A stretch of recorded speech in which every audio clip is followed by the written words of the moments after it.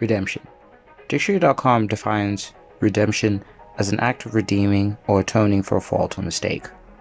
Ultimately, depending on the scale of that error, this can force some people to work incessantly to prove that they are worthy. Welcome to Geek Afrique, and today we'll be looking at Star Wars Battlefront 2 and its road to redemption from its disastrous launch in 2017. So sit back, relax, and enjoy me on this 3-year interstellar cruise of atonement as we go from garbage to greatness. In October of 2017, EA and DICE ran a beta for Battlefront 2.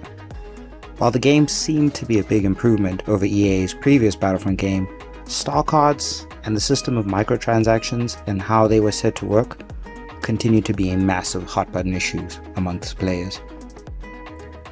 Later that same month, and after the beta and before the game's release, the developers detailed some of the changes they were making to how star cards and loot crates would work at launch based on player feedback from the beta. Among the changes were the removal of epic loot from crates and a minimum level requirement for upgrading star cards. EA and DICE would end up spending the next few years walking back the entire microtransaction system, as they had to deal with Congress and lawmakers around the world about these loot crates. In fact, in note, even before launch, countries like Belgium had genuinely started their investigations against the loot crate systems, and even other games like Overwatch started to appear to receive problems from their Congress and lawmakers. So players who pre-ordered the game, or who had EA access at the time, were actually able to get a hold of it 3 days early. And some of the discoveries that they made at the time were fairly harrowing. On average, players calculated that it would take about 30 to 40 hours of grinding to unlock special characters like Yoda and Darth Vader. Subsequently, EA sort of started to begin to dig a hole for themselves. They first defended their decision, famously replying to a Reddit post with the comment, "The intent is to provide players with a sense of pride and accomplishment for unlocking different heroes." This comment genuinely became the most downvoted comment in Reddit history. Later that same day, EA announced it would be reducing the in-game cost of heroes and villains by about 75%. So at this point, we are now dealing with a pretty large list of issues, and it's only release day. As you can see, there was a ton of drama surrounding it, and worse off, upon release, players pretty much discovered that the game was still really buggy, had a lot of broken screens, and ultimately that the grind for the loot crates was really boring. EA did begin to respond as soon as 2 weeks after complaints, patching in some new things to fix the bugs. They also boosted multiplayer rewards, and they did fix some of the launches issues with the game, but by then the damage was pretty much done, and public opinion on Battlefront 2 had absolutely turned. So, in the face of legendary backlash from fans and critics, websites, and government, EA and DICE removed microtransactions from Battlefront 2 just hours before the launch. While players could still grind and earn chests from playing, they couldn't buy chests using any real money. On November 17, Star Wars Battlefront 2 released. In Kotaku's review, Heather Alexandra found the action in both online and single-player sections of the game to be outstanding, but also wrote how frustrating the game felt at launch. This quote from Heather Alexandra of Kotaku states, "Battlefront 2, a testament to some of the most insidious and predatory design decisions of recent years, crushing the excitement under a mountain of poor decision. Battlefront 2 had the easiest job in the world, deliver a multiplayer Star Wars game and improve upon a hype predecessor that under-delivered. Unfortunately, the game delivered at launch perpetually couched with the fact that EA could change its economy and patch its systems and fix so many of these problems. Manages to put that up." 2018. So they did start off 2018 in January with a small patch that helped rebalance the in-game playable Wookiees. At that point, a lot of players had found that they were a bit overpowered. In February though, EA faced more political heat as a US senator publicly asked the ESRB to reinvestigate loot boxes and crates in games like Battlefront 2. This came 4 months after the ESRB stated it didn't consider loot boxes to be a form of gambling. After removing microtransactions hours before the game released, EA and DICE brought back the ability to spend real money on in-game items in Battlefront 2 on March the 16th. However, players couldn't buy crates containing powerful star cards, instead only cosmetics could be purchased for real money. While these new microtransactions were an improvement over what the game launched with, they still took a long time to earn without any buying.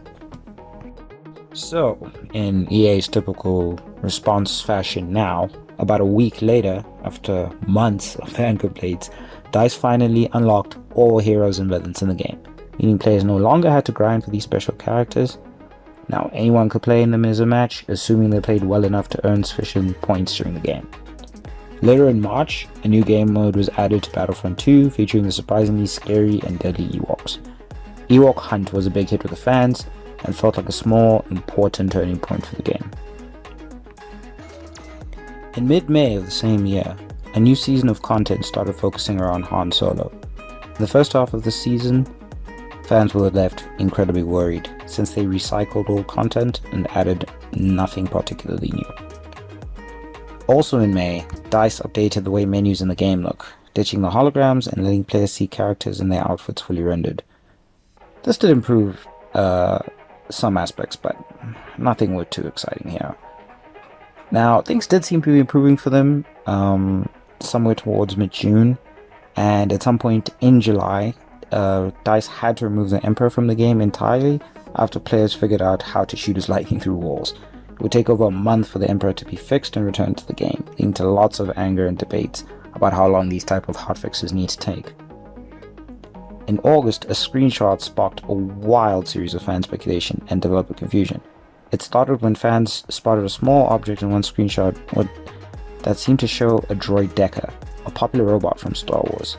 Fans got really excited about a new droid being added, but DICE stated they had no plans to add one.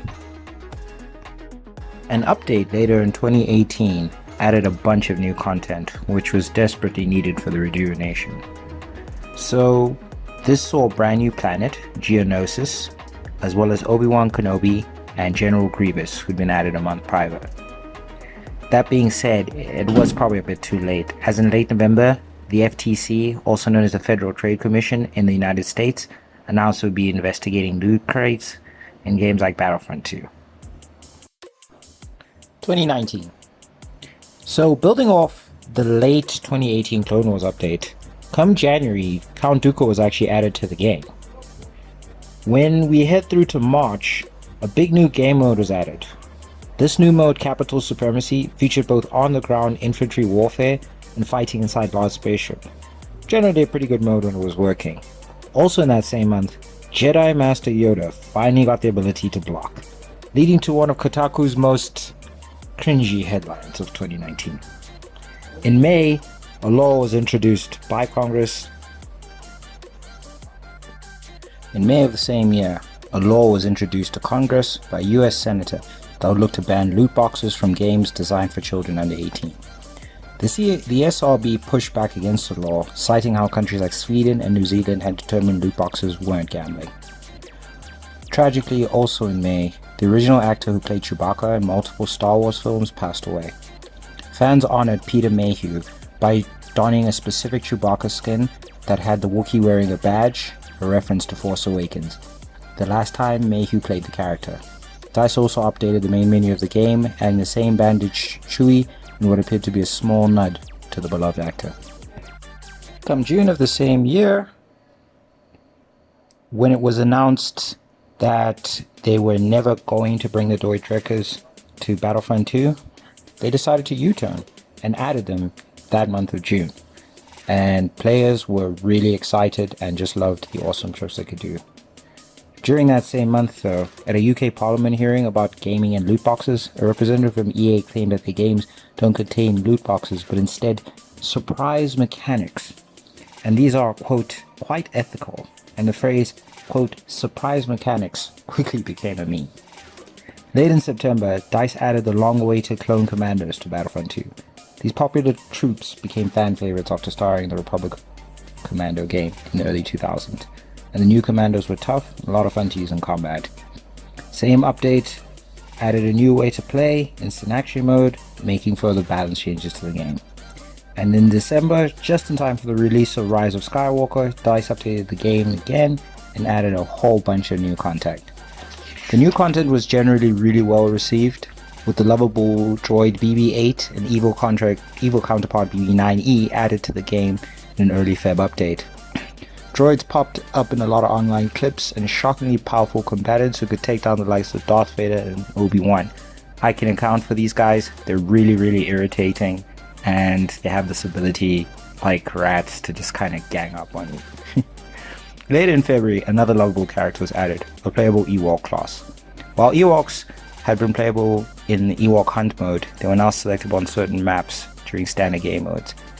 Their height and their speed made them really deadly and really dangerous, and the Empire got a new boring spy version. No one really cares about that person.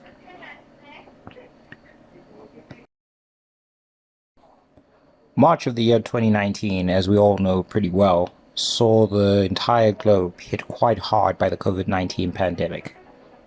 In response, many countries around the world began going into lockdowns, forcing folks to stay at home for weeks and in some cases months.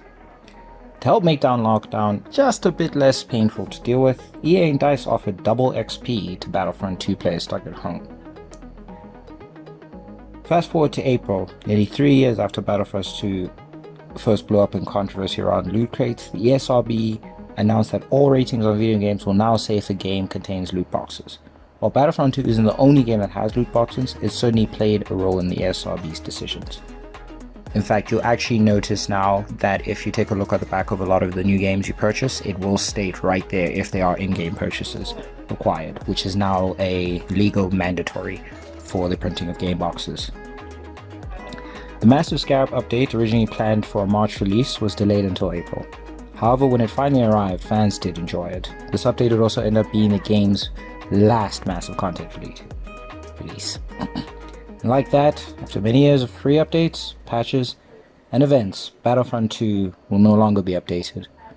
While fans continue to play the game for years to come, DICE and EA will be moving on to other titles. So ultimately, after such a long, troubled, and clearly dense road in regards to the amount of different incidences that occurred between EA, DICE, and the public, and government, and, federal commissions, and lawmakers all over the world, they have managed to turn this around in an almost incredible way. Star Wars Battlefront 2 has managed to achieve far better heights, having initially only managed to hit 9 million copies by the end of November 2017. They decided to do something incredible, and they gave it up on the Epic Store. So up till today, 19 million copies have been claimed, which means that they have gained a relatively reasonable assumption, 28 million active users potentially, which makes it one of the busiest online spaces that we can currently look at. And that is a massive turnaround from where the game began. Ultimately, it had struggled, but it at least gained back a lot. And though not king of the Steam charts, they are averaging only about 1,000 players. That's still pretty decent, peaking out at about 2,375. But I guess the whole point of this entire video was pretty much to show that these video game companies can redeem themselves, and it can be worth it to give them another chance, sometimes give them some time. Everyone's pretty used to painting EA as a villain, and for a comically long list of reasons, that is true. But in the case of Battlefront 2, I think this time they tried to be the heroes, and they did everything they possibly could to eventually try and achieve that. And though some may not feel like the game is worth it yet, I still think if you take a look now, especially if you grab it free on Epic, it could be worth your time. It's been your boy Taff from Geek Afrique. Thank you for watching, and if this is your first time, please like, share, and subscribe, or else Please stay tuned to Geek Afrique.